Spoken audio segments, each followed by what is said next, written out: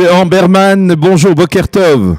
Boker Tov, bonjour. Merci d'être avec nous ce matin de votre Yishuv Avshalom dans le pourtour de la bande de Gaza. Nous avons souhaité vous parler ce matin pour essayer de mieux comprendre un peu ce qui se passe ces derniers jours dans cette région. On avait le sentiment qu'au cours des dernières semaines, les choses s'étaient quelque peu tassées, que même les ballons incendiaires avaient cessé de franchir la frontière et d'incendier des champs dans le pourtour de la bande de Gaza. Et puis ces derniers jours, on a vraiment le sentiment que d'un regain de tension, de nouvelles manifestations le long de la frontière, de la barrière de sécurité entre Israël et la bande de Gaza, des ballons incendiaires. Alors comment on perçoit cela de votre côté, dans votre Yishuv et dans la région? Premièrement, je suis désolé de vous le dire, mais il n'y a pas eu d'accalmie. Peut-être qu'il y a eu une accalmie au niveau de la presse et des médias qui en ont plus parlé. Ils mais se sont ici, fatigués peut-être, oui. Oui, il y a eu les fêtes, il y avait d'autres sujets peut-être un peu plus importants, mais il n'y a pas eu d'accalmie. Ça fait depuis le mois de fin avril, début mai Oui. que ça continue, et il n'y a pas eu d'accalmie. Alors maintenant, oui, quand il y a eu une accalmie, c'est qu'on en avait plus ou moins 10 par jour. 10 ballons par jour. Ça, c'est l'accalmie, donc forcément, on n'en parle plus. Mais quand il y a 10 ballons qui tombent, c'est quand même 10 ballons par jour, plus des gens qui franchissent la barrière, plus des tirs de snipers sur nos travailleurs dans les champs, vraiment sur la frontière. Il n'y a pas eu d'accalmie. Maintenant, ce qui se passe, c'est que il y a un regain, ça devient de plus en plus intense. Les gens commencent à vraiment se remettre sur la frontière et à faire encore plus de manifestations. Vous parlez des Palestiniens. Des Palestiniens, bien sûr. Les Israéliens ne vont pas sur la frontière. Oui. Les Palestiniens, maintenant, effectivement, il y a eu une escalade et ça va de plus en plus haut. Et là, maintenant, les ballons deviennent de plus en plus menaçants. De plus en plus intense, et il n'y a pas que des ballons incendiaires, il y a aussi des ballons avec des grenades, il y a des ballons avec des cocktails Molotov et qui explosent, mais fortement quand ils tombent. Il y a vous savez, il y a tous les soirs des manifestations tout le long de la bande de Gaza, des Palestiniens qui viennent et qui lancent des bombes lacrymogènes. Si vous allez par exemple au kibbutz Kam Shalom, là-bas vous pouvez même pas respirer. Tellement ça sent, tellement il y a des enfants qui ont des problèmes respiratoires maintenant. On sent le gaz qui fait mal aux yeux, qui rentre même jusque dans les maisons. Et ça c'est le regain, ça c'est l'escalade. Donc ça devient de plus en plus violent. Hier il y a eu 6 infiltrations par exemple. Personne n'en parle. Oui. Nous ici on en a ras-le-bol. Alors justement, mec, ça dure et il n'y a rien qui se fait. Alors, lorsque vous exprimez ce ras-le-bol, je suppose que vous l'exprimez lorsque vous avez l'occasion aux officiers de l'armée israélienne ou aux autorités israéliennes. Qu'est-ce qu'elles vous répondent? Elles nous répondent qu'on va droit à la guerre, qu'il faut se préparer. Voilà, ça c'est clair. Eux, ils attendent. Ça, l'armée, elle fait que répondre aux ordres et aux ordres du cabinet. C'est-à-dire oui. que le cabinet ministériel restreint décide quelle sera la politique à mener, et on envoie cette politique à l'armée qui disent voilà, vous devez faire ci et ça et ça. Ok, très bien. L'armée, elle est prête à faire les scénarios. Maintenant, quand nous on parle directement avec les responsables de l'armée ici, les généraux et les colonels, eux ils nous disent on y va droit dans le mur là. Et on y est vraiment prêt. Parce que là, il n'y a rien. Il y a aussi une situation socio-économique et politique à l'intérieur de Gaza avec l'autorité palestinienne qui fait que les Palestiniens de Gaza n'ont plus rien, mais on leur a vraiment plus rien à perdre, parce que même les gens de l'autorité palestinienne leur coupent les vivres. Mm-hmm. Si par exemple aujourd'hui il y avait 4 camions avec du diesel et de l'essence qui doivent passer dans la bande de Gaza, et qui est en train de mettre des bâtons dans les roues du camion? L'autorité palestinienne elle-même. Oui, c'est Mahmoud Abbas. Mahmoud Abbas, exactement. Donc c'est pour ça que nous, ici, les citoyens, là, on a vraiment, là, on commence pas à avoir, on a un peu peur parce qu'on n'a pas envie d'avoir encore une guerre, parce qu'elle va être très très dure.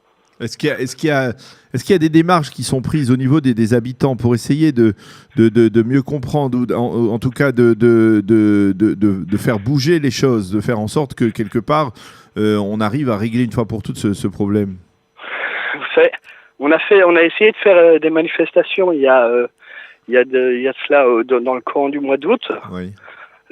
Je ne sais pas si vous vous souvenez, on était 300-400 à Tel Aviv. On avait demandé à tout le monde de venir et personne ne vient. Vous savez, donc ici, la plupart des gens sont déjà traumatisés. Et quand on est traumatisé, quand on est en post-trauma, on n'a pas la force psychique et physique de commencer à mener un combat.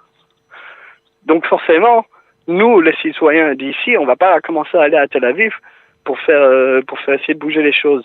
Mais quand on invite les gens à venir, personne ne vient. Donc il y a eu c'était comme, plus ou moins, excusez-moi du langage, mais c'était comme deux baffes dans la figure, parce que tout le monde nous dit, ouais, on est solidaire, mais parce que quand on vous demande de venir à Kikar Rabin, c'est pas très difficile un samedi soir, personne ne vient. Alors... Et donc ça fait mal pour nous, et donc il y a une sorte d'attente, là. On attend les valises, il y a beaucoup de gens dont les valises sont prêtes, et on attend. On attend qu'il y ait quelque chose qui se passe parce que on sait que la politique du gouvernement actuel ne va rien faire. La preuve, ça fait que depuis mai que ça dure, il n'y a rien qui est fait. Au contraire, là, on voit que les camions qui amènent des denrées dans la bande de Gaza augmentent. Et ça, je peux le dire parce qu'on le voit sur la route. Oui. Chez nous, parce qu'il n'y a qu'une seule route chez nous et donc tous les camions passent là-dessus. Et on le voit. Donc nous, on sait qu'il n'y a rien qui va être fait. Et tout le monde attend, voilà. Est-ce qu'il y aura la guerre? Il n'y aura pas la guerre. D'après l'armée, il y aura. D'après l'armée, il y aura. À votre avis, si vous deviez donner un conseil aux autorités israéliennes, au Premier ministre Netanyahou, qu'est-ce que vous lui diriez? Qu'est-ce que moi je lui dirais? Par rapport à ce que vous vivez ici, dans le pourtour de Gaza aujourd'hui, et face à ce qui se passe, alors que de notre côté, pas plus tard, nous allons le voir dans la revue de la presse que nous allons présenter dans quelques instants, il y a même des déclarations relativement, on va dire parfois même apaisantes de la part de certains leaders du Hamas.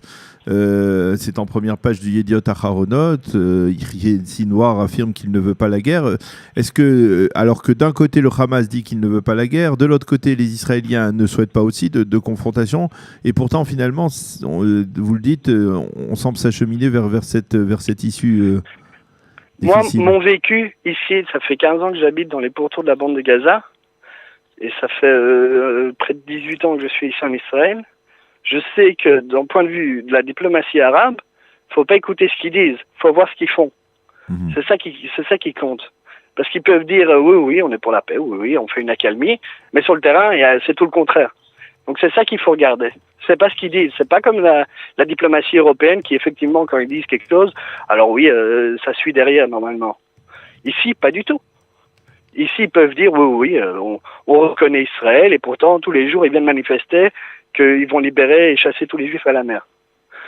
Donc, c'est pas ça qu'il faut regarder. Ce qu'ils disent, moi, ici, on le sait, ça, c'est du vent.